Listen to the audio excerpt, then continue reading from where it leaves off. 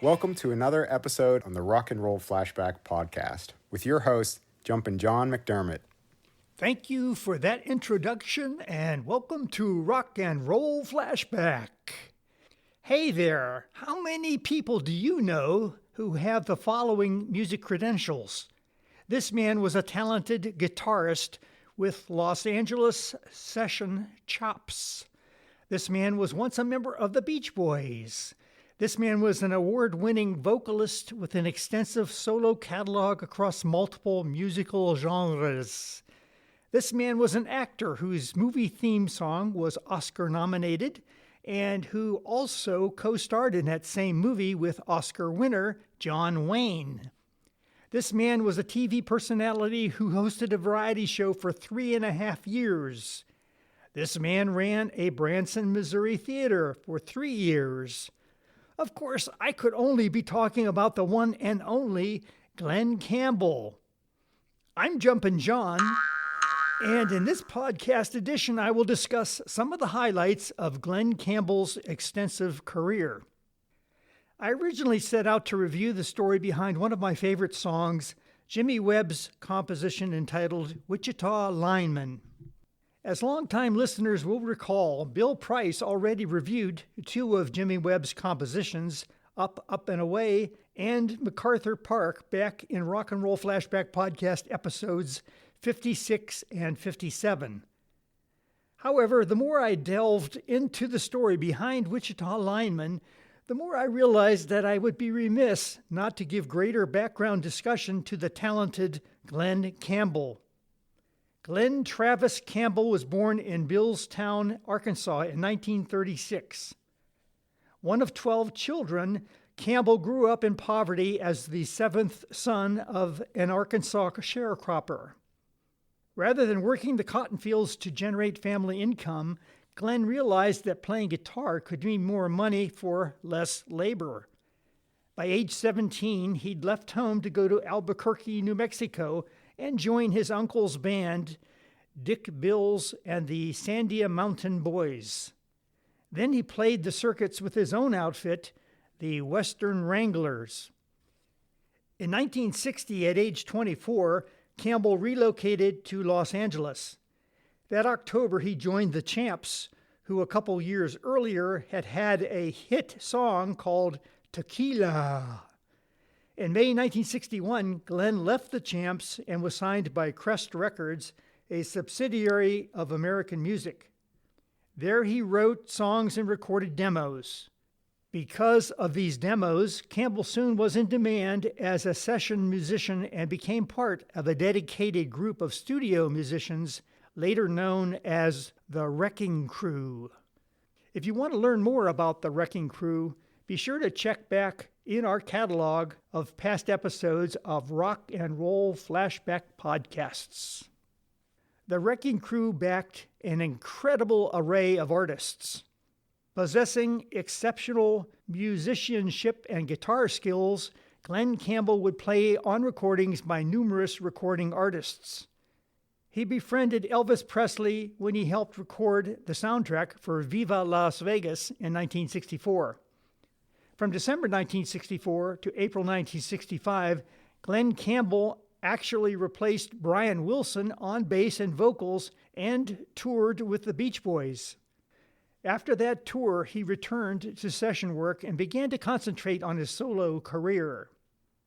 As a solo artist, Glen Campbell would often record, backed by his Wrecking Crew session friends.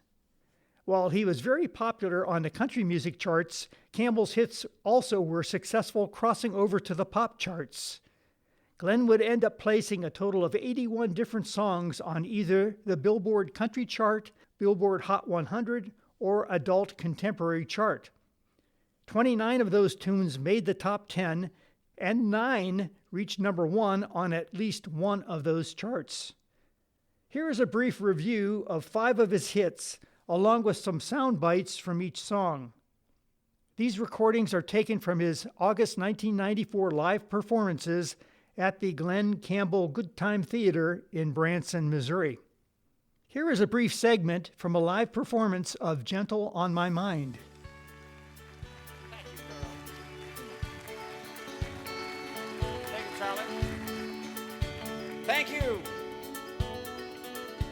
It's knowing that your door is always open and your path is free to walk. That makes me tend to leave my sleeping bag rolled up and stashed behind your couch. And it's knowing I'm not shackled by forgotten words and bonds and ink stains that have dried up on sunlight. That keeps you in the back roads by the rivers of my memory. It keeps you ever gentle on my mind. The Gentle on My Mind single was actually just a song demo. Nevertheless, in 1967, Gentle on My Mind initially peaked at number 30 on Billboard's Hot Country Songs and at number 62 on the Hot 100. The success of the song, which was originally intended for the country music market, helped Campbell cross over to the pop market. Here is a brief segment from a live performance of By the Time I Get to Phoenix.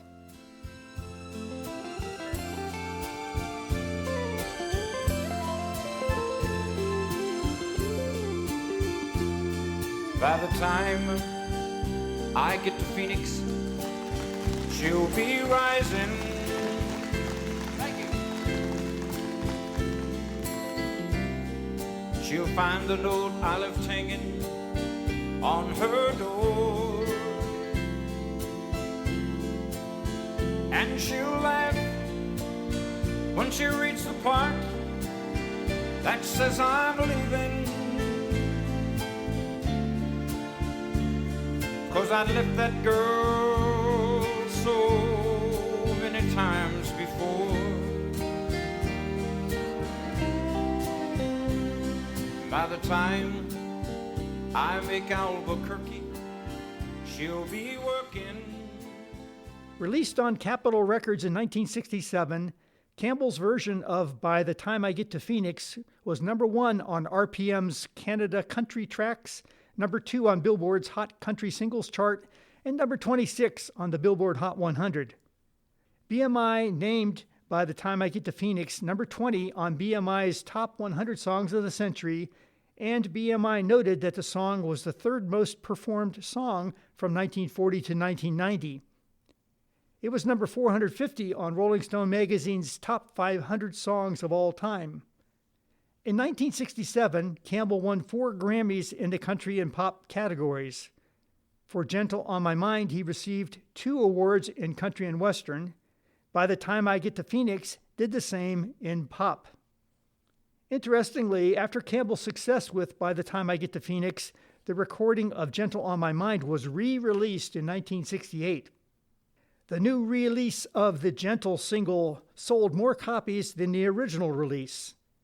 The second time around, it peaked at number 44 on Billboard's Hot Country Singles, at number 39 on the Billboard Hot 100, and at number 8 on the Easy Listening chart. Here is a brief segment from a live performance of Galveston.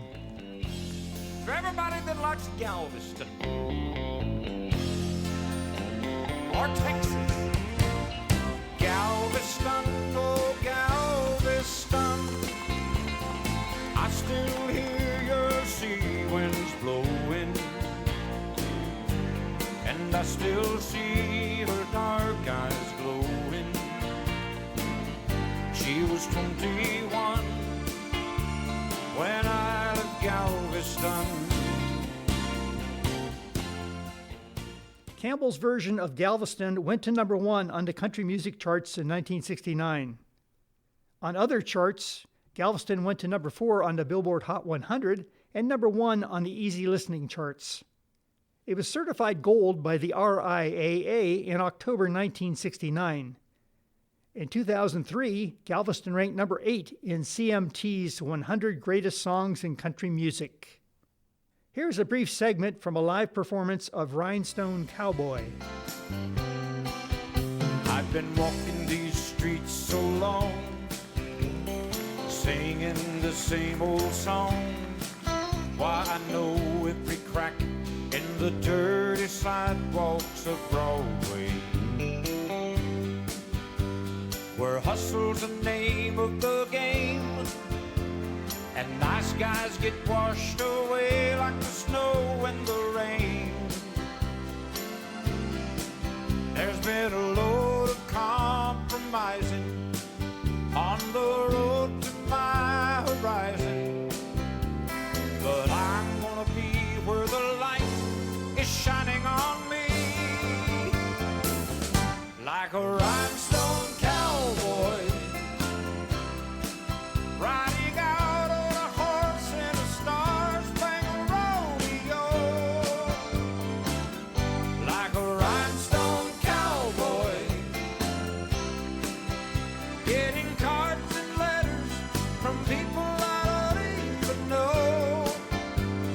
and offers coming over the phone.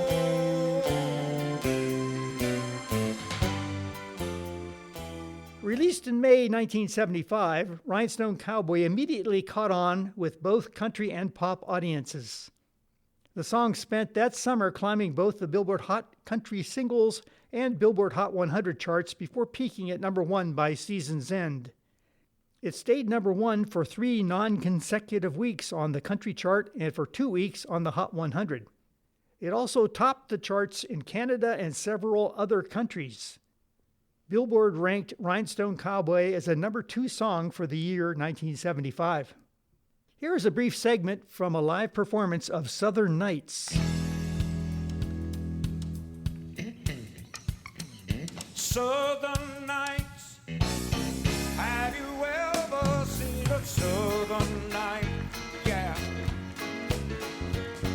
just free as a breeze, not to mention the trees, whistling tunes that you know and love so. Southern Nights, well, they're just as good even when close your eyes, yeah. I'll apologize, yes I will, to anyone who can truly say they have found a better way, hey, yeah.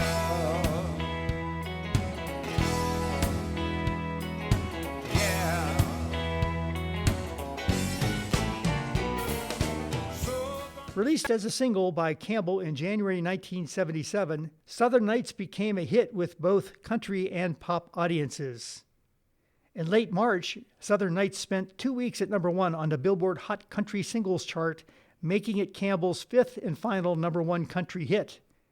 In late April, the track reached number 1 on the Billboard Hot 100 pop chart, making it Campbell's 2nd and last number 1 pop hit. Southern Nights also spent 4 weeks at number 1 on the Hot Adult Contemporary chart. These 5 track segments I have used thus far in this podcast were taken from Glen's live performances in 1994. If you are interested in hearing the complete album, it is called Glen Campbell Live, His Greatest Hits. That LP was the 54th album by Glen Campbell, and it was recorded on August 9th and 10th, 1994, at the Glen Campbell Good Time Theater in Branson, Missouri. As I mentioned earlier, I want to spend a little more time discussing another hit, Glen Campbell's 1968 version of Wichita Lineman. After the success of By the Time I Get to Phoenix, Glen Campbell asked Jimmy Webb to write another geographical song. Musically, Jimmy Webb came up with a new song of melancholic, jazz-tinged chord progressions. The use of major sevenths and suspended fourths reinforced the song's indeterminate nature, as the music modulated from F major to D major and back without ever fully resolving. D represents the relative minor key to F, however, there is no D minor section in the song. It can be argued that Webb's using of D major contributed to the unique and appealing character of Wichita Lineman. The end result is a beautiful melodic setting that suggests subliminally what the eventual lyrics suggest poetically. The lonely journeyman working solitarily atop that telephone pole against that desolate prairie landscape and yearning for home. Despite being initially hesitant to write another geographical tune for Campbell, Webb was struck by an image from his childhood. The image was from his childhood on the flat plains in Oklahoma's Panhandle, driving by endless telephone poles on a rural stretch of road. That imagery of telephone wires against the desolate landscape in the middle of nowhere inspired Webb as he wrote the lyrics for Wichita Lineman. Webb said in a 2017 BBC interview, and I quote, "In the heat of summer, with the heat rising off the road, the telephone poles gradually materialize out of this far distant perspective and rush towards you. And then as it happened, I suddenly looked up at one of these telephone poles and there was a man on top talking on a telephone." End quote. Webb never expected a song about a lonely blue-collar lineman in rural America to become a smash success and a crossover pop hit. Webb took a demo of the song without lyrics for the last verse to Campbell and his producer Al DeLory.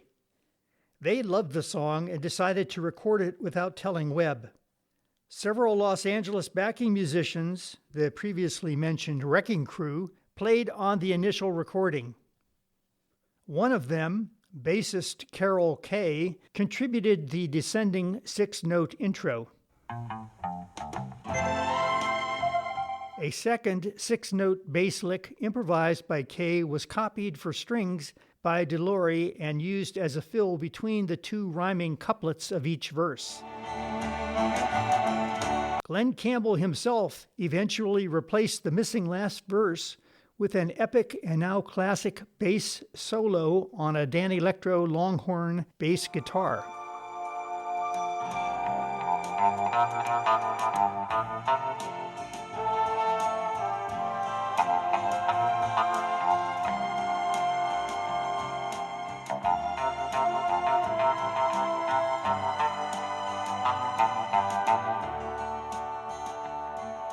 The basic instrumental tracks were recorded on May 27th, but the song wasn't finished.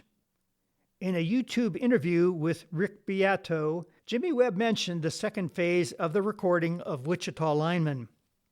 In mid-June 1968, Glen Campbell and producer Al DeLory happened to visit Webb's house.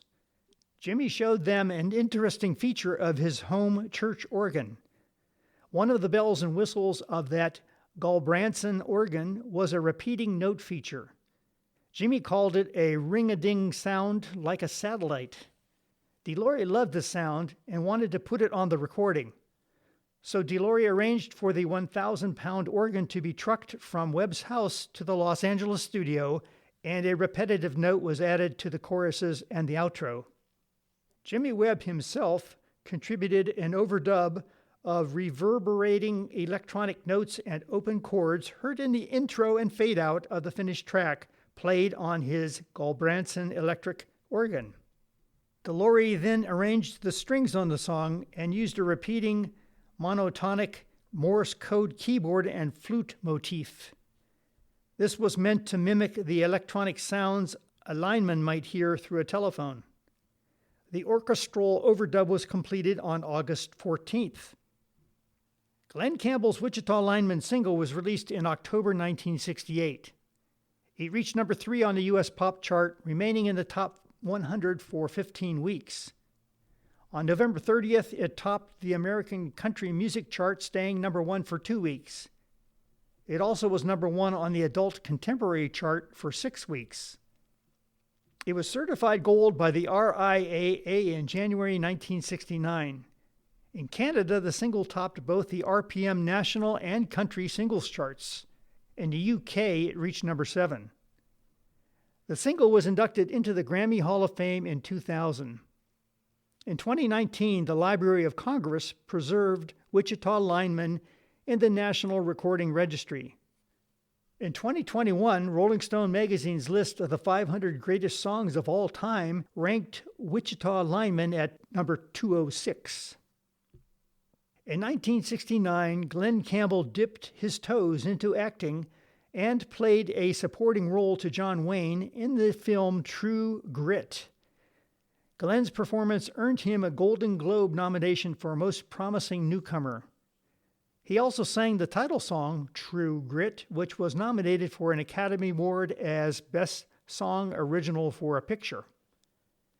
Amazingly, that year, 1969, Glen Campbell's records outsold the Beatles. Then from 1969 to 1972, Campbell was the host of the Glen Campbell Good Time Hour on TV. Tens of millions of people a week watched it, with up to 50 million a week tuning in. From 1971 to 1983, Campbell was a celebrity host of the Los Angeles Open, an annual professional golf tournament on the PGA Tour. In 1994, Glen opened the 2,200-seat Glen Campbell Good Time Theater in Branson, Missouri. Campbell would perform there for 3 seasons through 1996.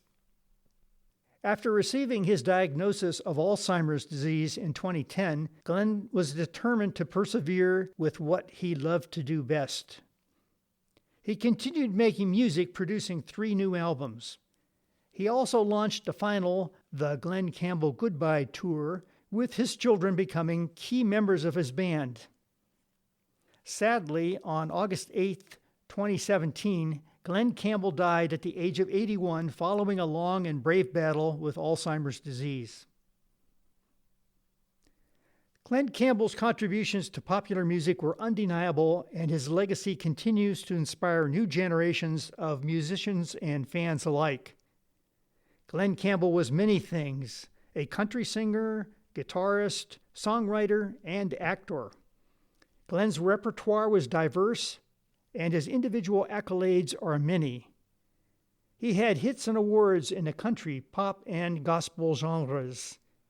As I mentioned earlier, he had 81 songs on the charts. He released 64 albums in a career that spanned 5 decades, selling over 45 million records worldwide, including 12 gold albums, 4 platinum albums, and 1 double platinum album. Several of his hits won Grammy Hall of Fame awards, while Campbell himself won the Grammy Lifetime Achievement Award in 2012. He owned trophies for Male Vocalist of the Year from both the CMA, Country Music Association, and the ACD, Academy of Country Music. In 1968, Glen Campbell took the CMA's top award as 1968 Entertainer of the Year. Glen Campbell was an incredibly prolific and versatile musician, and his session work is a testament to his talent and popularity. According to various sources, including the Nashville Musicians Association and the Grammy Museum, Glen Campbell played on over 500 albums and thousands of recordings throughout his career. For example, Glen's guitar can be heard on the following artists' recordings: Elvis Presley on Burning Love and Suspicious Minds, the Beach Boys on Pet Sounds and Good Vibrations, the Byrds on Mr. Tambourine Man and Turn, Turn, Turn, Phil Spector's Wall of Sound Productions for the Ronettes and the Crystals, Frank Sinatra on Strangers in the Night, and on many country and folk artists. He also played on numerous film soundtracks, including the previously mentioned True Grit. This concludes another episode of the Rock and Roll Flashback podcast with your host, Jumpin John McDermott. Glen Campbell was an amazing guitarist, singer, and entertainer. During several of his concerts, he was even known to take his guitar and play Lightning Fast, the theme song from the Lone Ranger TV show. Now I know what you're thinking. You're asking, Jumpin John, does this mean that you're going to do a Rock and Roll Flashback podcast episode about Rossini and the William Tell Overture from Rossini's famous William Tell opera? All I can say is to stay tuned, campers. You never know what will be broadcast in future episodes of the Rock and Roll Flashback podcasts. So for now, I'm Jumpin John McDermott.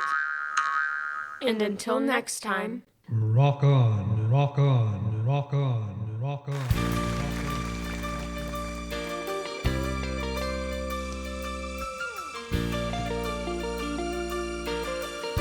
I am a lineman for the county, and I drive the main road, searching in the sun for another overload. I hear you singing in the wire, and I can hear you through the whine. And the Wichita lineman is still on the line.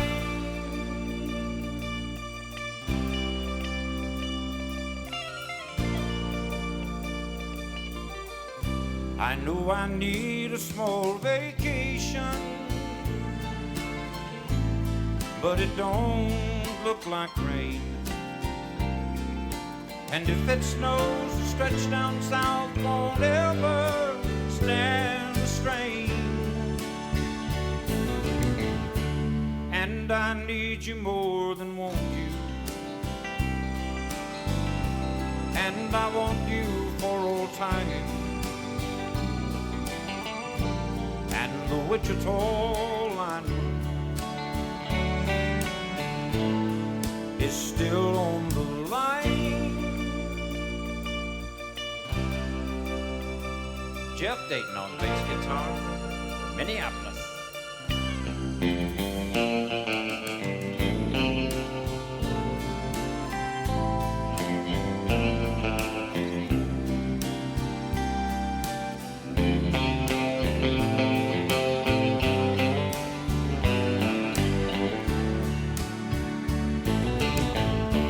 And I need you more than want you. And I want you for all time. And the Wichita lineman is still